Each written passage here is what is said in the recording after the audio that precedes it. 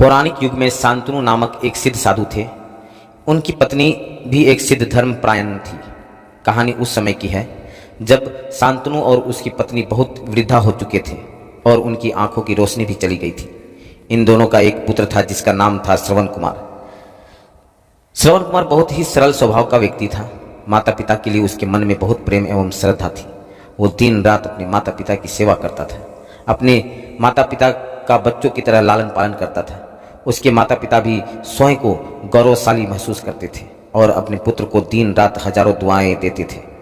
कई बार दोनों एक दूसरे की कहते थे कि हम कितने धन्य हैं कि हमें श्रवण जैसा मातृभक्त पुत्र मिला, जिसने स्वयं के बारे में न सोचकर अपना पूरा जीवन वृद्ध नेत्रहीन माता पिता की सेवा में लगा दिया। इसकी जगह कोई अन्य होता तो विवाह के बाद केवल स्वयं का हित सोचता और बूढ़े नेत्रहीन माता पिता को कहीं छोड़ आता और खुशी से अपना जीवन यापन करता। जब ये बात श्रवण ने सुनी तो उसने माता पिता से कहा कि मैं कुछ भी भिन्न नहीं कर रहा हूँ, यह मेरा कर्तव्य है। जब मैं छोटा था तब आपने मुझे इससे भी अच्छी जिंदगी दी थी। अब मुझे यह सौभाग्य प्राप्त हुआ है कि मैं आपकी सेवा करूं। आप दोनों जो भी इच्छा रखते हैं मुझसे कहें, मैं उन्हें अवश्य पूरा करूंगा। तब शांतनु और उसकी पत्नी कहते हैं, पुत्र श्रवण, हम दोनों की आयु बहुत हो चुकी है। अब जीवन का कोई भरोसा नहीं, किसी भी समय हमारी आंखें बंद हो सकती है। ऐसे में हमारी एकमात्र इच्छा है, हम तीर्थ यात्रा करना चाहते हैं। क्या तुम हमारी यह इच्छा पूरी कर सकते हो? श्रवण कुमार अपने माता पिता के चरणों को पकड़कर अत्यंत प्रसन्नता के साथ कहता, हाँ पिताश्री, यह तो मेरा परम सौभाग्य की बात होगी कि मैं आप दोनों की इच्छा पूरी करूंगा। श्रवण अपने माता पिता के तीर्थ कराने हेतु एक कांवर तैयार करता है, जिसमें एक तरफ शांतनु एवं दूसरी तरफ उसकी पत्नी बैठती है और कांवर के डंडे को अपने कंधे पर लाद कर यात्रा शुरू करता है। उसके हृदय में माता पिता के प्रति इतना स्नेह है कि उसे उस कांवर का लेस मात्र भी भार नहीं लगता। अपने पुत्र की इस कार्य से माता पिता का मन प्रसन्न से भर उठता है और वे पूरे रास्ते अपने पुत्र श्रवण को दुआएं देती चलते हैं। तीर्थ करते समय जब वे तीनों अयोध्या नगरी पहुंचते हैं तब माता पिता श्रवण से कहते हैं कि उन्हें प्यास लगी है। श्रवण कांवर को जंगल में रखकर हाथ में पत्तों का पात्र बनाकर सरयू नदी से जल लेने जाता है। उसी समय उस वन में अयोध्या के राजा दशरथ आखेट पर निकले थे और उस घने वन में वह हिरण को शिकार बनाने के लिए उसके पीछा कर रहे थे। तभी उन्हें घने जंगल में झाड़ियों के पार सरयू नदी से पानी पीने का हलचल की आवाज़ आती है।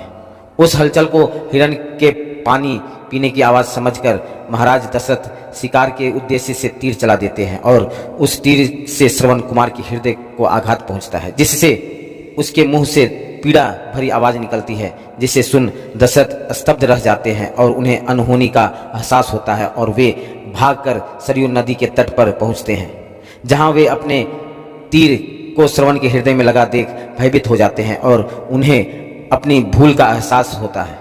दशरथ श्रवण कुमार के समीप जाकर उसे क्षमा मांगते हैं।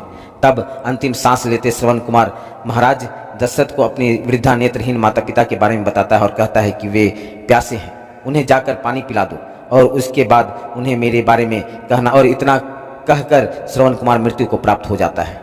भारी हृदय के साथ महाराज दशरथ श्रवण के माता पिता के पास पहुंचते हैं और उन्हें पानी पिलाते हैं।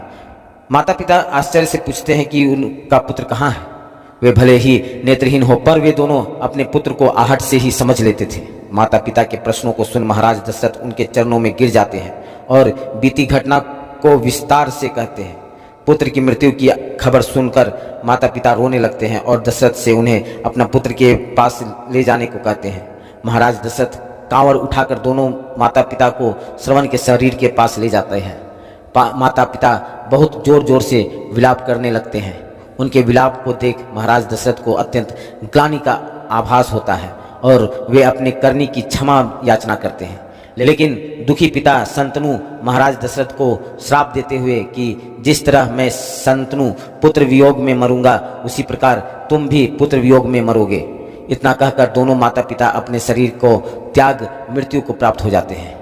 महाराज दशरथ श्राप मिलने से अत्यंत व्याकुल हो जाते हैं और कई वर्षों बाद जब उनके पुत्र राम का राज्याभिषेक होता है तब माता केकई के वचन के कारण राम, सीता और लक्ष्मण को 14 वर्षों का वनवास स्वीकार करना पड़ता है और इस तरह महाराज दशरथ की मृत्यु भी पुत्र वियोग में होता है।